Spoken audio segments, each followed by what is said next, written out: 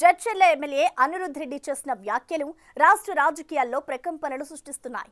మాజీ ఎమ్మెల్యే ఎర్ర శేఖర్ తిరిగి కాంగ్రెస్ కూటికి చేరుతున్నారన్న ప్రచారాన్ని తీవ్రంగా వ్యతిరేకిస్తూ ఆయన హాట్ కామెంట్స్ చేశారు. ఆయన చేసిన కామెంట్స్ పై అధిష్టానం ఎలా రియాక్ట్ అవుతుందో చూడాలి. ఒకవేళ ఎర్ర శేఖర్ పార్టీలో చేరితే అనిరుద్ రెడ్డి భవిష్యత్ కార్యాచరణ ఎలా ఉండబోతుంది అనేది ఆసక్తికరంగా మారింది.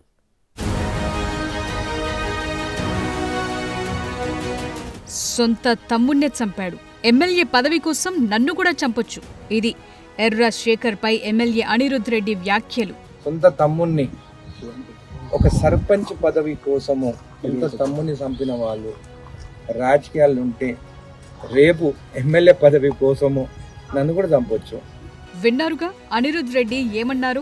ఆయన చేసిన కామెంట్స్ ఇప్పుడు సెన్సేషనల్ అవుతున్నాయి. గత కొద్ది రోజులుగా వరుస వివాదాల్లో ఉంటున్న అనిరుద్ రెడ్డి మరోసారి ఆన్ స్క్రీన్ కెక్కేశారు. కాంగ్రెస్ అధికారంలోకి వచ్చిన తరువాత తెలంగాణలో ఇతర పార్టీల నుంచి వలసల పర్వం కొనసాగుతోన్న నేపథ్యంలో జడ్చర్ల నియోజకవర్గంలో మాత్రం అందుకు భిన్నమైన పరిస్థితి నెలకొంది. మాజీ ఎమ్మెల్యే ఎర్ర శేఖర్ తిరిగి కాంగ్రెస్ గూటికి చేరుతున్నారనే ప్రచారంపై సిట్టింగ్ ఎమ్మెల్యే అనిరుద్ రెడ్డి తీవ్ర అసహనం వ్యక్తం చేశారు. కేవలం రాజకీయ విభేదాలు మాత్రమే కాకుండా వ్యక్తిగత భద్రత, క్రిమినల్ నేపథ్యాన్ని ప్రస్తావిస్తూ ఆయన చేసిన వ్యాఖ్యలు రాష్ట్ర రాజకీయాల్లో కలకలం సృష్టించాయి. ఎర్ర శేఖర్ కు సర్పంచ్ పదవి కోసం సొంత తమ్ముణ్ణి హత్య చేసిన చరిత్ర ఉందని అనిరుద్ రెడ్డి తీవ్ర ఆరోపణలు చేశారు. రేపు ఎమ్మెల్యే పదవి కోసం తనను కూడా చంపొచ్చంటూ అనిరుద్ రెడ్డి తన ప్రాణాలకు ముప్పు ఉందని అనుమానం వ్యక్తం చేశారు. ఇలాంటి వారి కోసం తాను జెడ్ కేటగిరీ సెక్యూరిటీ అడగాల్సి వస్తుందేమోనని ప్రశ్నించారు.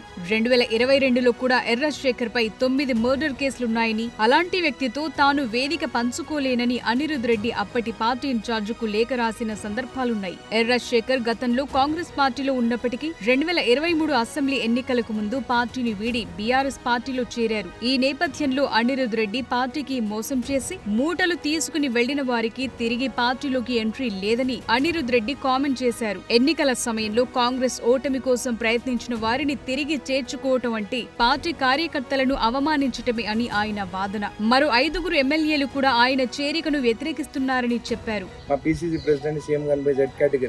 ఇలాంటి వాళ్ళ కోసం అలాంటి ఏవి జరగవు. సీఎం గారు కానీ పిసిసి ప్రెసిడెంట్ క్లారిటీతో ఉన్నారు. పార్టీని మోసం చేసి పోయిన వాళ్ళు, సంచులు తీసుకొని పోయిన వాళ్ళు, ఇక్కడ అక్కడ తీసుకున్న వాళ్ళకి చోటు లేదు.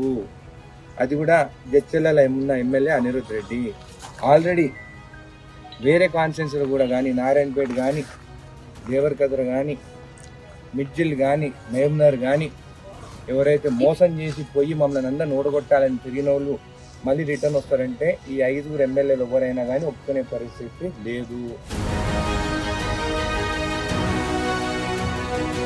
అనిరుద్ రెడ్డి ప్రస్తుతం సిట్టింగ్ ఎమ్మెల్యేగా ఉన్నారు. ఎర్ర శేఖర్ వంటి నేత తిరిగి పార్టీలోకి వస్తే అది జడ్చర్లలో తన ఆధిపత్యాన్ని, పట్టును సవాల్ చేస్తుందనేది శేఖర్ వర్గీయుల వాదన. ఎర్ర శేఖర్ చేరిక భవిష్యత్తులో తనకు ఎమ్మెల్యే టికెట్ కు తీవ్ర పోటీని సృష్టించవచ్చు అనేది ఓ కారణమని చెప్తున్నారు. హత్య ఆరోపణలు, ఫ్యాక్షన్ రాజకీయాల చరిత్ర ఉన్నవారికి కాంగ్రెస్ లో చోటు ఉండకూడదని, అప్పుడే పార్టీకి ప్రజల్లో విశ్వసనీయత పెరుగుతుందని అనిరుద్ రెడ్డి వాదిస్తున్నారు. ఓవరాల్ గా అనిరుద్ రెడ్డి చేసిన ఈ హాట్ కామెంట్స్ తెలంగాణ కాంగ్రెస్ లో అంతర్గత కలకలం సృష్టించాయి. ఒకవైపు బీఆర్ఎస్ ను బలహీనం చేసేందుకు వలసలను ప్రోత్సహిస్తోన్న కాంగ్రెస్ అధిష్టానం, మరోవైపు సిట్టింగ్ ఎమ్మెల్యే నుండి వస్తోన్న ఈ తీవ్ర వ్యతిరేకతను ఎలా పరిష్కరిస్తుందనేది ఆసక్తికరంగా మారింది. పార్టీ నాయకత్వం క్రమశిక్షణకు, నైతికతకు ప్రాధాన్యమిస్తుందా, లేక రాజకీయ అవసరాల కోసం ఎర్ర శేఖర్ ను చేర్చుకుంటుందా అనేది చూడాలి.